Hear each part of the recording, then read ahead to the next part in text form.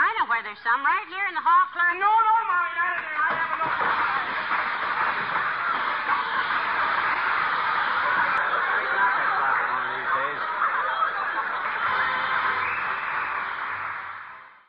We're back on the Zenith 5R086 after finishing up the Motorola project just in time for Christmas. Now our current task is to get the cabinet, or the record changer out of the cabinet, which is today's task. Fortunately, I have good documentation courtesy of newcow.com. I'll put the link below.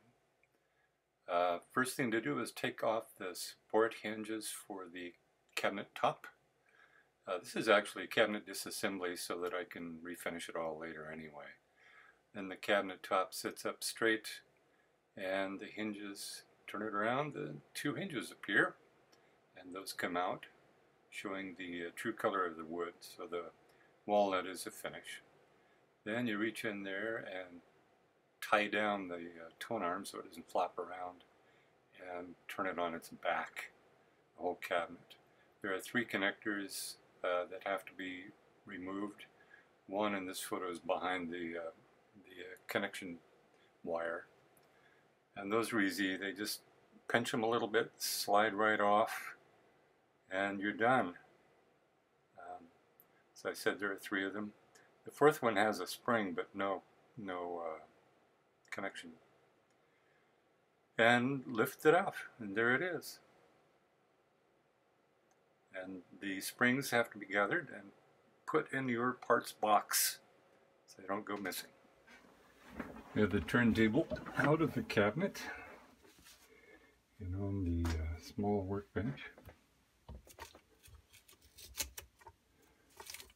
And we'll take a look at what we've got here.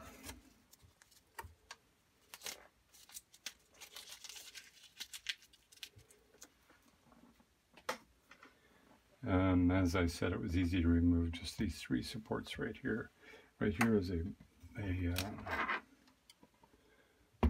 another support pin right there. Let me get the light over here. And a spring, so it's sprung in the chassis from these 4 points.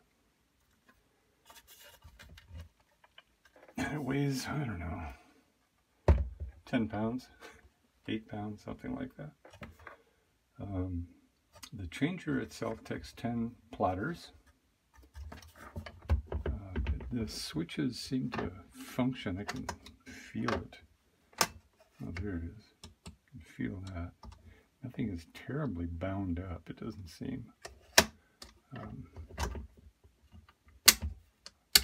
Auto manual off. 10-inch, 12-inch.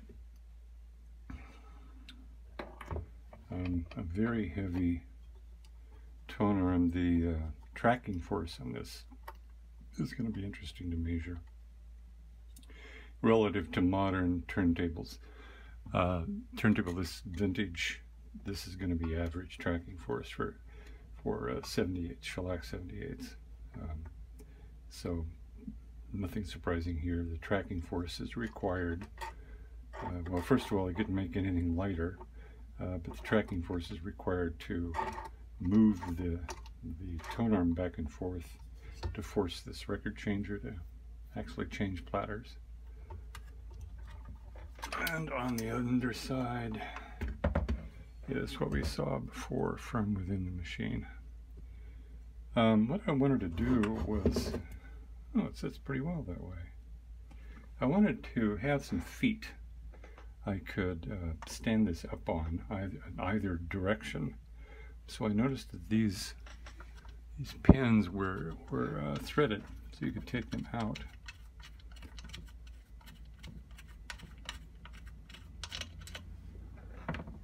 Like this, and it turns out that's a 1/4 inch 28 pitch screw. 28 is an odd number. I mean, it's odd in that 28 pitches. Fairly fine for SAE. So what I did was I got some 1/4 inch aluminum stock, and I happen to have a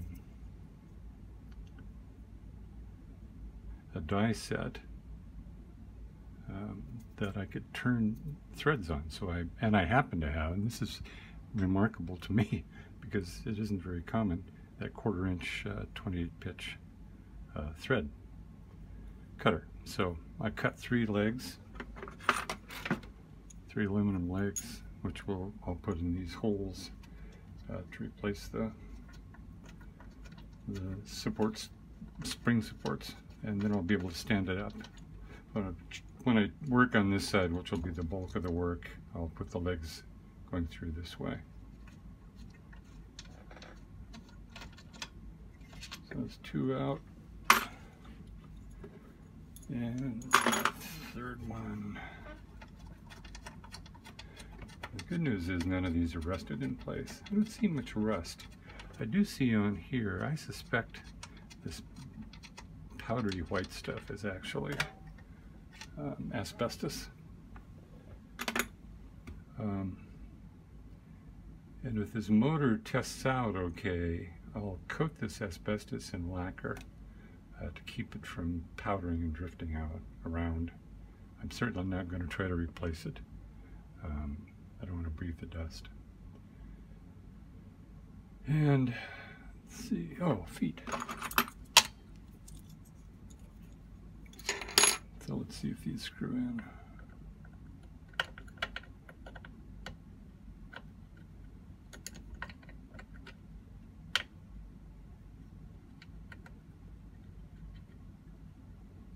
Ah, success.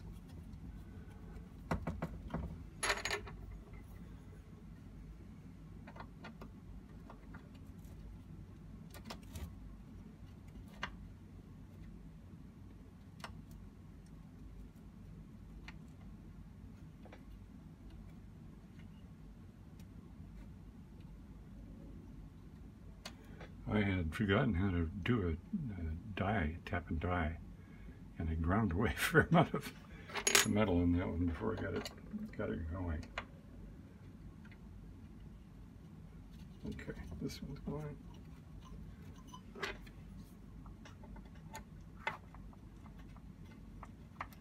And that one makes that hole better. All right. Yes, that should give us something to set this on. Perfect. It's a little tippy because I can't put one in this corner right here. This is a solid riveted in piece. I suppose I could hollow out a dowel, and I might do that yet if it's too awkward.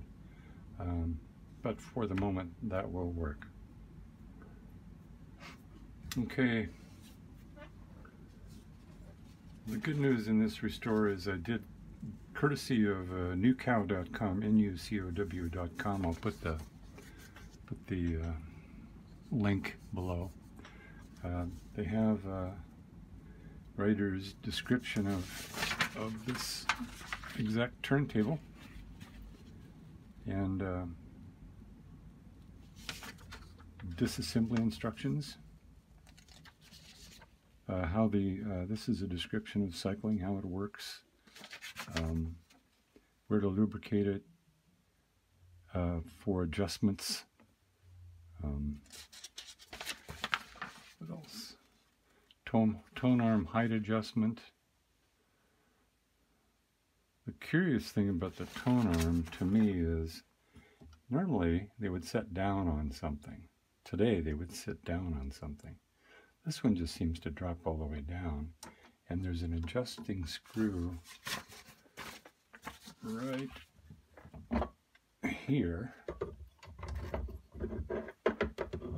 right there, that screw, that lifts the tone arm in preparation for it to be placed on the record.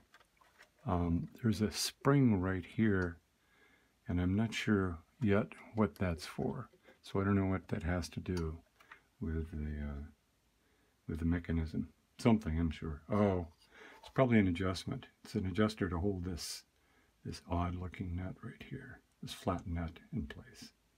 Would be my guess. tone arm is held onto its shaft by a couple of Allen screws, set screws.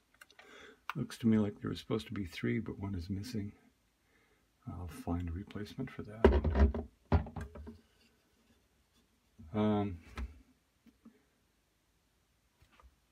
So the challenges with this are going to be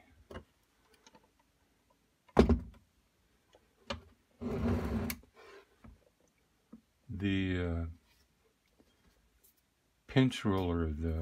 There's a piece of rubber attached to the central shaft on this motor that pushes up against the inside of the platter, and I know it's completely destroyed without even opening it up.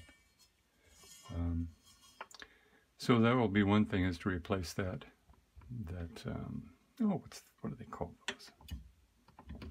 The second thing is to replace the rubber bushings that mount this motor, because it's just flopping all over the place. That can't be right. So I guess the first thing to do is get the platter off, get the motor out and see if the motor works, and then we'll go from there. So that will be the end of this video, a short one, and we'll go on from here.